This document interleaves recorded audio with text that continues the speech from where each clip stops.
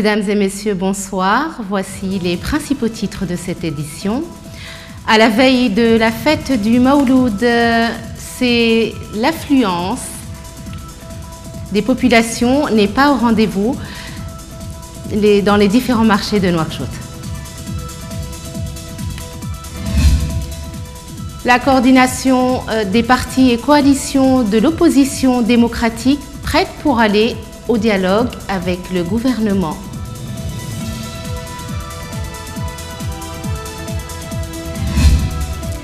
En sport, le FC Nouadhibou a dominé les Algériens du Sétif pour le deuxième tour préliminaire aller de la Ligue des champions africaine.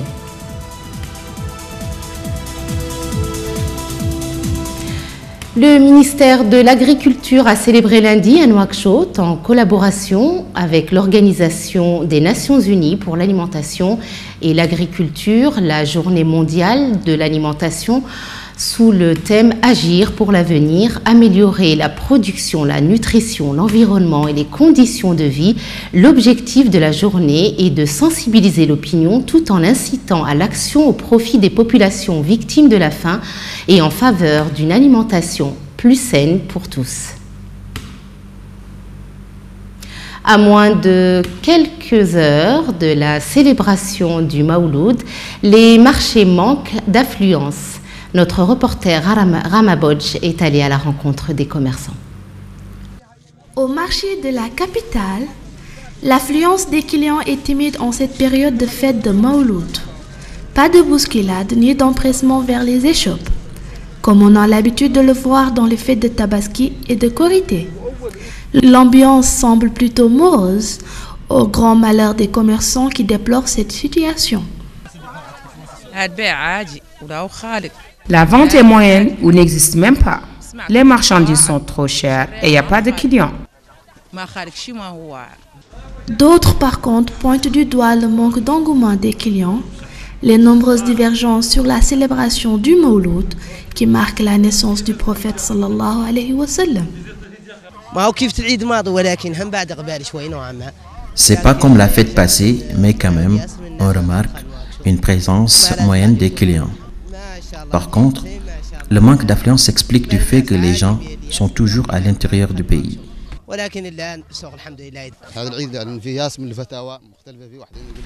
Cette fête, il y a trop de divergences. Certains disent que c'est interdit ou bid'a et d'autres le considèrent comme une fête. Cette divergence peut être à l'origine de ce manque d'affluence des clients. Certes, le manque de clients est décrié par les commerçants.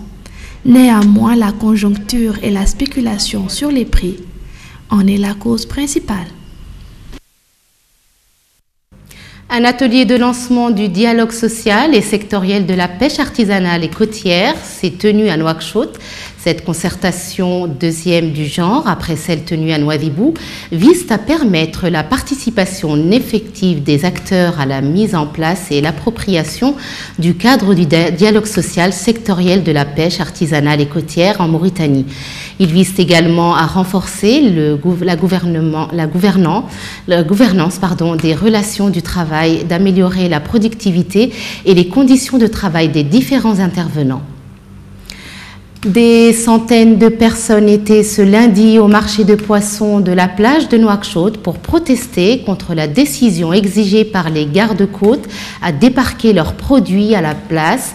Le député Biramdah Abeid apporte son soutien aux pêcheurs et appelle les responsables du secteur à régler définitivement ce problème qui commence à perdurer. Un reportage Mariam Diagana. Les pêcheurs artisanaux observent une grève générale illimitée en guise de protestation contre la décision des gardes-côtes. Une décision qui les oblige à rejoindre la plage du marché aux poissons, quel que soit le lieu de débarquement. Ce lundi, le député Biram Daoul Abeid était au marché des poissons pour apporter son soutien aux pêcheurs artisanaux. Souffre des souffrances de plusieurs ordres. D'après le compte-rendu, les communications qu'ils ont fait ici, tout d'abord, il y a une forte pression sur la mer. Il y a les bateaux étrangers qui ont été autorisés après l'élimination du premier zonage qui interdit aux bateaux de pêcher dans les zones sensibles. Les zones sensibles dans lesquelles la pêche par les bateaux, les grands bateaux, pourrait compromettre non seulement la reproduction, mais l'existence même. Biram Daabed appelle les hauts fonctionnaires du secteur de la pêche à méditer l'attitude du président Mohamed Ould Cheikh El Ghazouani.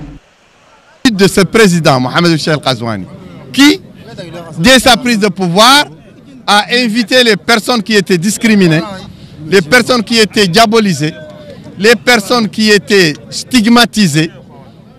Il les a invités à discuter avec lui, à échanger avec lui. Il les a entendus et il s'est fait entendre par ces gens publiquement en démontrant aux Mauritaniens que cette phase d'ostracisme contre une catégorie des Mauritaniens est terminée. Par ailleurs, les pêcheurs demandent aux députés de désapprouver le projet de loi destiné à mettre fin aux subventions relatives au carburant. La coordination des coalitions et partis de l'opposition démocratique a annoncé sa participation au dialogue national en perspective. Elle déplore l'anticipation des autorités sur certains sujets, le découpage administratif récent avec l'érection de nouvelles Muqata'a, ainsi que la réforme du système éducatif. C'est Récidibé. Au cours de cette conférence de presse, la coordination des coalitions et des partis de l'opposition démocratique valide sa participation prochaine au dialogue national devant discuter de l'ensemble des problèmes du pays. La coordination des coalitions et partis politiques de l'opposition démocratique, après avoir procédé à une analyse approfondie de la situation de crise multiforme que traverse le pays, ainsi que l'évaluation des contacts avec les pouvoirs publics, la classe politique, et répondant aux aspirations de l'opinion nationale, a décidé de participer au dialogue national. Cette participation, qui se veut pleine et entière, est fondée sur l'assurance reçue que le dialogue sera inclusif et donc ouvert à toutes les forces vives du pays, avec comme souci majeur d'aborder toutes les questions d'intérêt national pour abréger les souffrances des populations et redonner espoir aux victimes des injustices. La participation de l'opposition à ces assises nationales reste tributaire des garanties et promesses faites par le pouvoir, au premier chef desquelles le déballage sans tabou de l'ensemble des questions nationales. Les questions relatives à l'unité nationale, à la démocratie, à la justice, aux orientations économiques, notamment à la justice sociale, l'ensemble des formes d'inégalité que nous connaissons dans notre pays, l'unité nationale réelle et aussi le sort des populations les plus pauvres. Donc je crois que l'ensemble de ces questions seront abordées. Et ce que nous avons eu comme garantie, comme promesse, c'est que l'ensemble des conclusions issues de ce dialogue inclusif seront appliquées. Depuis l'arrivée au pouvoir du président de la République Mohamed Ould Cheikh El Ghazouani, l'opposition est devenue silencieuse. Le paysage politique, plus serein, est moins marqué par une atmosphère guerrière. Ce contexte favorable en soi promet un dialogue inclusif, consensuel, pour propulser le pays vers un avenir radieux. À présent, la page épidémiologique de la Covid-19.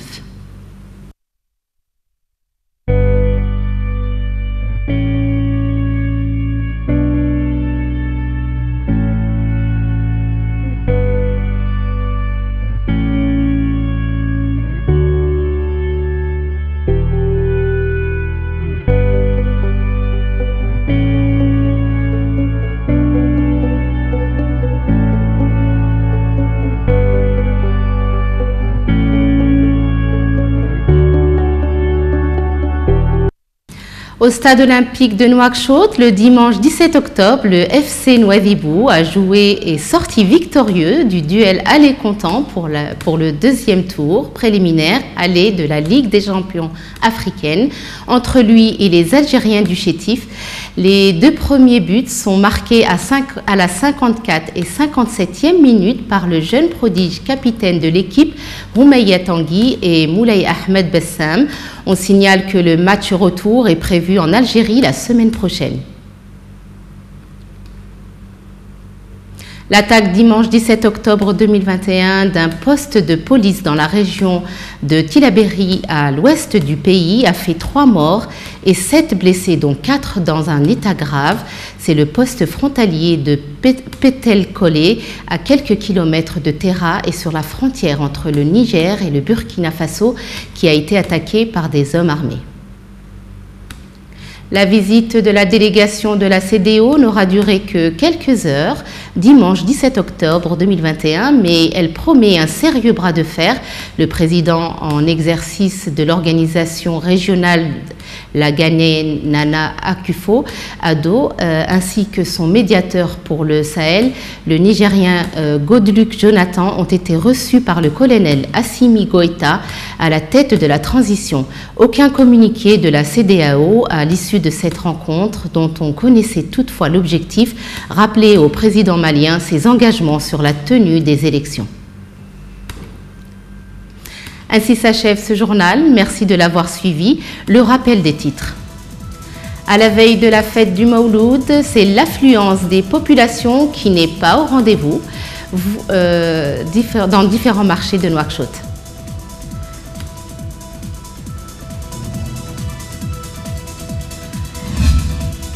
La coordination des partis et coalitions de l'opposition démocratique prête pour aller au dialogue avec le gouvernement.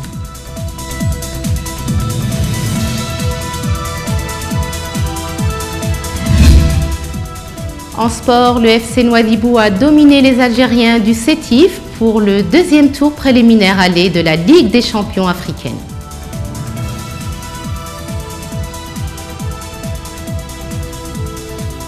Ce journal est terminé. Je vous souhaite de passer une excellente fin de soirée.